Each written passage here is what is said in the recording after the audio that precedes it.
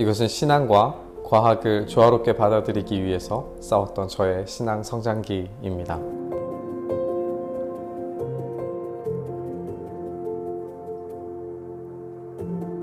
저는 보수적인 교단의 목회자 자녀로 태어났습니다. 보수적인 신학을 가르치는 신학교에 신학을 했고, 보수적인 교단의 교회에서 13년을 쉬지 않고 사역해 왔습니다. 그리고 지금은 보수적인 교단의 목사가 된 사람입니다. 단 한 번도 전통 신앙의 울타리에서 벗어나 본 적이 없고, 저는 이 상황과 환경에 크게 감사하고 있습니다.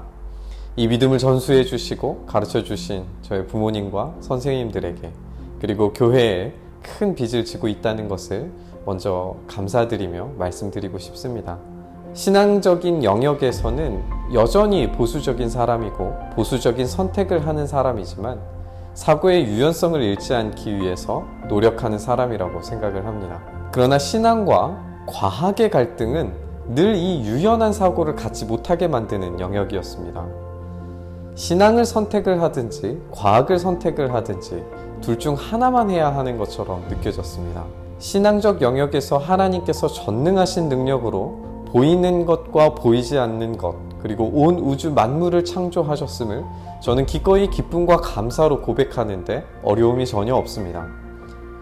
그러나 한편으로 과학 영역에서 위대한 기술의 발전과 폭발적인 연구의 성과물들로 이루어 놓은 이 업적들, 제가 누리고 있는 이 엄청난 결과물들을 생각을 했을 때 아주 단순하게 관찰의 결과물들로만 판단하는 빅뱅과 진화, 오래된 시간 속에 이루어져 온 우주의 모습은 부인할 수 없는 사실로 여겨졌습니다. 목회자가 될 사람으로서 기꺼이 과학의 영역의 결과물들을 인정하지 않고 편리하게 신앙적 영역에 갇힐 수도 있었습니다. 그러나 그것이 저에게 신앙적으로 전혀 도움이 되지 않는 자기기만이라는 것을 느낀 이후로부터는 신앙과 과학을 어떻게 조화롭게 받아들여야 할지, 방법은 없는지 고민할 수밖에 없었습니다. 저와 동일하게, 또는 과학이라고 하는 것이 이 세상을 설명하는데 훨씬 더 탁월한 것이라고 생각이 들어서 신앙을 기꺼이 버리려고 생각하고 있는 젊은 믿음의 동역자들이 있다면 부디 저와 함께 질문하는 신앙으로 돌아와서 적절한 답을 구해보는 길에 함께 나서주시기를 부탁드립니다. 지금 이 프로젝트는 단 한 가지의 답을 도출하는 것이 목적이 아닙니다.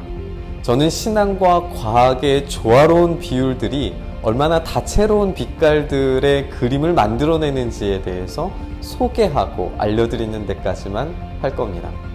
천천히 고민하고 생각하면서 신앙과 과학, 우리의 세계를 어떤 방법이 가장 적절하게 설명하는 것인지 이 다채로운 빛깔 속에서 조망해 보시죠.